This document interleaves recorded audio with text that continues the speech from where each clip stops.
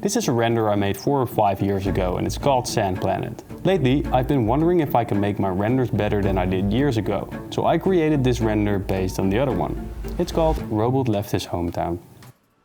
I also tried it with this render and made this.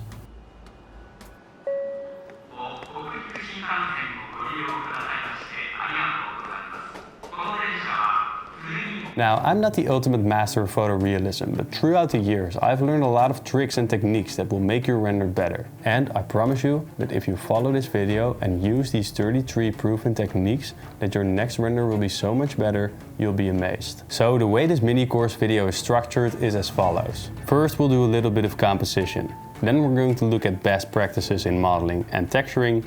And after that we are going over some lighting and compositing tricks, and finally some things about animation and some smaller details that didn't fit in the categories. Oh, and by the way, all the things you've seen in this video thus far is 3D. The microphone, the silver YouTube play button, which unfortunately I don't have, so please subscribe, and all the other stuff. I hope I tricked you, because now you have to watch this video all the way until the end. And that was my evil plan all along. So let's get started. Composition. Under this category fall the best practices we use to make a shot look more cinematic. Of course, in art all rules may be broken, but keep in mind that beginners like to break everything and therefore create objectively bad art. In order to avoid making those mistakes, we need to learn about composition. There's a person standing here and a person standing there. There's an object on the left and there's an object on the right. It's so popular that you can see it everywhere you look.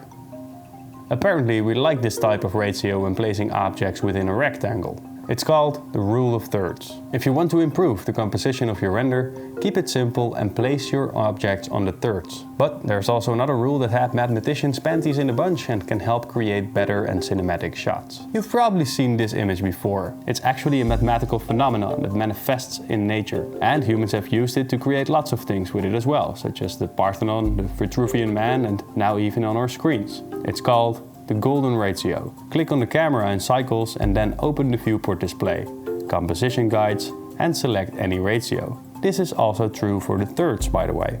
And now that we understand some basics of composition on where to place our objects or characters, now it's time to really implement a trick that immediately increases the quality of your renders. Everything you're not focusing on is out of focus. Even now your eyes are picking up things in the peripheral view that are kind of blurred. We use the same effect by using depth of field in the lens, and it helps guiding the viewer towards what we want them to see. And luckily, it looks cinematic as well. Here you can see a comparison.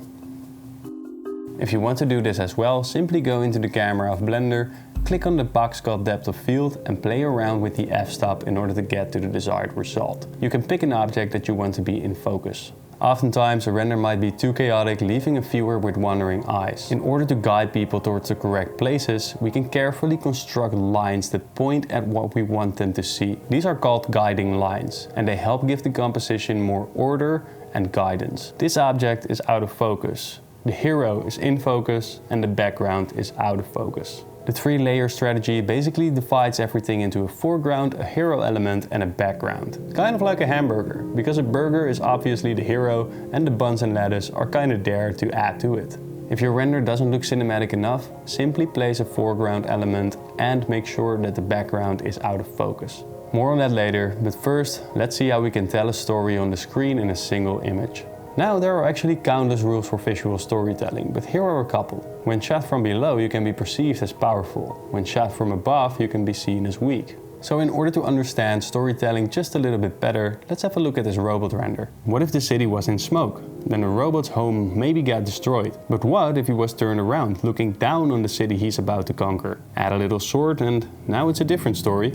You can play around with different elements in order to create stories. Think about attributes, subject placement, directions, and even emotion. You'll be amazed at what kind of stories you can tell by simply taking these small things into consideration. So in this chapter you learned how to use the rule of thirds, what the golden ratio is, how to add depth of field in Blender, what guiding lines are, how to separate your layers using the 3-layer strategy, and how to tell a story. For the next part we need to look at what you can do with your models and your textures to make it as realistic as paying taxes. Models and texturing. 9 out of 10 times you want your models to replicate the exact size they have in real life. So if you're making an architectural render, don't simply make a gigantic couch.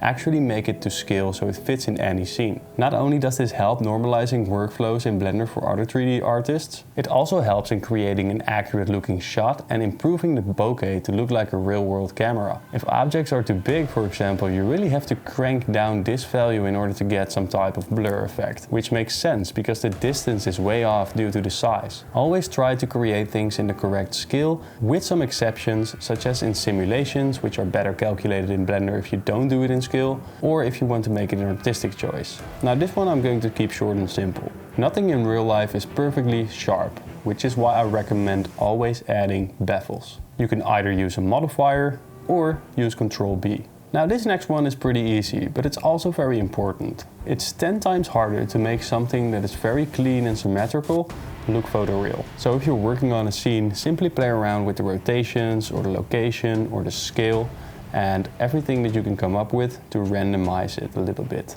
It actually works sometimes to make an image more chaotic because it forces them to look at it holistically. But randomization is simply not enough. So here are 4 more things that you can do with your models and textures to make it look better. Oftentimes when striving for photorealism, you want to add some edge wear, which means that the object's actually being used. There are multiple ways to achieve this in Blender. You can do it with procedural texturing, you can do it with texture painting, you can do it with a PBR.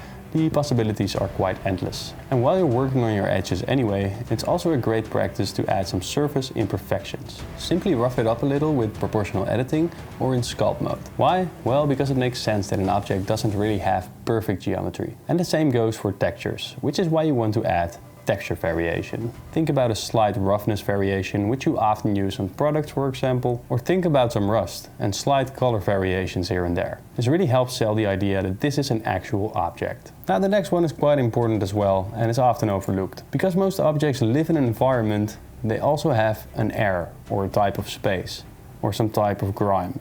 So what you really want to add is some dirt or dust. And if you want to add some dirt to the crevices, simply use the Ambient Occlusion node. When you plug it in and play around with the sliders, you can see that it usually gravitates towards the crevices. Now from there on out you can use it as a mask, or you can multiply it with a noise texture in order to give it some more variation, stuff like that. But what you can also use to make your render look more realistic are decals. This is just an image texture that you can get from textures.com, for example, or you can make them yourself simply by photographing things on the street and then cutting them out by yourself. And then you can spread it out over the scene to create gravity, dirt, grime, whatever you need. So using decals is a very easy cheat to make your render look better. So in this part you've learned how to use correct scaling for realistic outcomes, that you always need to add bevels, should prefer to randomize everything in the scene, create edge wear for increased realism, add some surface imperfections, use texture variations, even for simple colored textures, add some dirt and dust to crevices or objects to make it seem more embedded in an environment,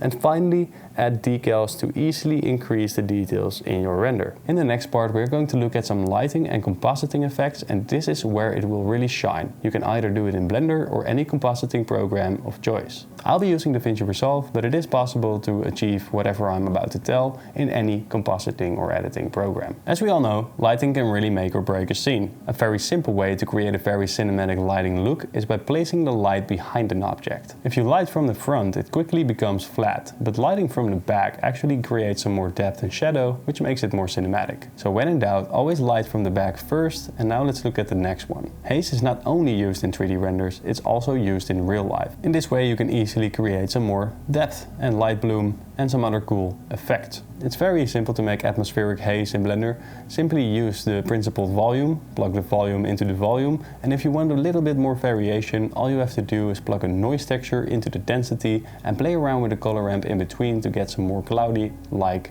feelings. Cloudy-like feelings, guys. We texture our objects, so why not our lights as well? It simply upgrades the quality with so much ease, it should be illegal. What's also illegal is the King of Light bundle pack, which is the all-in-one lighting solution in Blender. Link is in the description if you'd like to check it out. Filmmakers often just throw water on the ground. Not like that, but more like this. I really don't know why it looks so cool, but it certainly does. So adding some reflections, some water or other reflective materials in your scene can really add to it. But another awesome effect is the next one. Bokeh comes in different shapes and sizes depending on the lens you use. Basically, you don't want something to simply be blurred, you want it to be blurred like a lens would do it. Blender luckily kinda does this automatically, but you can change some of these sliders in order to manipulate it. But of course that's not the only lens effect, because the next one is really important to add after your render is done. All lenses have curvature, which means that light bends in all different directions on different areas of that lens. This causes a phenomenon called lens distortion. I think it's a pretty good practice to add lens distortion to your renders. In DaVinci Resolve Fusion, I just add a lens distortion node like this and then distort it ever so slightly. Then lightly zoom it back in using a transform node. Light that enters on the side of a lens is a little bit less intense, which causes the corners to darken a bit. This is called a vignette. And the backstory of vignette is actually pretty interesting. In 17th century books, people often added drawings to the sides of the text. Now these drawings often look like grapevines, which isn't a big surprise because it was made by the French. And because they look like vines, now for us it is called a vignette. Now in DaVinci Resolve's color page you have a node that does this for you. Simply add the vignette node, increase the size, increase the softness, and then decrease the global blend. Halation is the glowing or bleeding of bright lights into darker parts of the image. Once again, DaVinci Resolve has an halation node that you can play around with to achieve this effect. Chromatic aberration is when a lens fails to focus all colors of light into the same point. This causes color fringes, usually appearing around the edges of objects. In DaVinci Resolve Fusion, you have to add a prism blur, decrease this slider right here, increase the strength to max, and then decrease the distance until you have a very subtle chromatic aberration. This next one is an effect that you really don't want to overdo. It's glow and bloom. This effect happens around light sources that spill some light into surrounding areas. I think that light right over there is an example. Maybe if I do this, you can see, I don't know. In the previous video, which is probably called something like the Ultimate Lighting Guide, I go in depth on how to composite this in Blender. Now we've spoken about reflections before, but there's also a different type of reflection, namely one that occurs in the lens. It is appropriately called lens reflection. Lens reflections happen due to light bounces within the lens and they can create some type of blurs. Now there's two things that you can do. You can either go into DaVinci Resolve and add the lens reflections node, which is pretty good in and of itself. But what you can also do is go online to YouTube, find some black screens with bokeh light leaks or lens reflections, and then you can place that on top of your footage, set it to screen, and then it will be visible. And then all you need to do is decrease the opacity in order to make it less extreme. And while we're on the topic of adding things to your footage, the next one is an oldie but goldie. Don't you hate noise? Well, digital noise is kind of annoying, but film grain, as it is called, actually adds to the realism of your scene. It really does have its charm. So, what have we learned? Not all noise is bad noise, except for this noise. You have a film grain node in DaVinci Resolve to add as the final node in your sequence. Choose a preset and increase the grain strength. Little side tip, but when integrating CG elements with real footage, you want to take extra care to match the noise patterns. Ask yourself this: is your lens spotless? Most lenses catch dirt and dust when you are outside, and if it's too much, it can really ruin your shot. However, when used carefully, it can add an extra sense of realism. Simply search for some lens dirt elements online and place them on top of your footage, set it to screen, decrease the opacity. We've seen it all before. It's a very small but useful effect. This one's quite obvious, but when you're integrating CG in the real world, it's best to have accurate reflections. Enter HDRIs. These are basically 360-degree images that provide accurate reflections from all around the model. There are apps on the App Store or Play Store that you can download to make some 360 photos for yourself, or you can get a dedicated product in order to make it work, something like an Insta360 for example. In this part, you learned how to light objects cinematically, add haze for more depth, use gobos or light textures to increase realism easily, use reflections to create a more interesting shot, add bokeh for realistic lens blur effects, use lens distortion to mimic real light bending in a lens, add vignetting for that soft touch of darkness in the corners, add halation to replicate old camera effects in your lights, use chromatic aberration for a small but significant extra touch, add a little bit of bloom to your light sources, use reflections to make CG seem to fit better into a scene, add film grain to emulate old film effects, make use of lens dirt because nothing is spotless, And finally, use HDRIs to incorporate realistic reflections. In the next part, I still have 5 different things that I couldn't place in a specific category, so here it goes. For animations, motion blur is mandatory and there's no negotiating this. If you want to make your animation seem less CG, turn on motion blur. Another important thing to know is how to use realistic camera movements. If you stick with camera moves that a real cameraman can make, then that will improve the photorealism of your render. For stylized renders such as in anime, this obviously doesn't matter. If you want the easiest way to make your renders look a little bit more realistic, simply add some handheld movement to your camera instead of having it just stand still or move very robotically. You've probably seen this effect before in a movie. It's called a rack focus effect. You first have an object out of focus in the background and then you just simply shift the focus so now it is in focus. This changes the depth perspective and to me looks very cool. You can add an empty and under depth of field select the empty as the object and then you can simply animate the empty in order to make it seem like a rack focus effect. And the next one is sound design. Personally, I'm very bad at sound design, but it really does add a lot to your scene. And now the final one, which is simply color grading. Color grading is a great way, especially for beginners, to make your render just a little bit better. From stronger contrast, better color separation, and manipulation of different areas in the image in general. I got an entire video where I break down the entire process of color grading in DaVinci Resolve, so if you want, you can check that out. So in this part, you have learned that motion blur is very important for moving renders, that camera movement should be grounded to increase the perception of realism, how to use the rack focus effect to create a cool cinematic shot, how sound design adds to the overall experience of a render, and finally that you should use some color grading techniques to boost the quality of your renders. I hope you've learned a lot in this tutorial and that your next render will look 10 times better than what you're used to. If so, please leave a comment and of course subscribe. And if you want to, I also have an entire checklist with all of these elements for free on Gumroad. So if you want to know more about lighting, I highly recommend watching one of these videos next.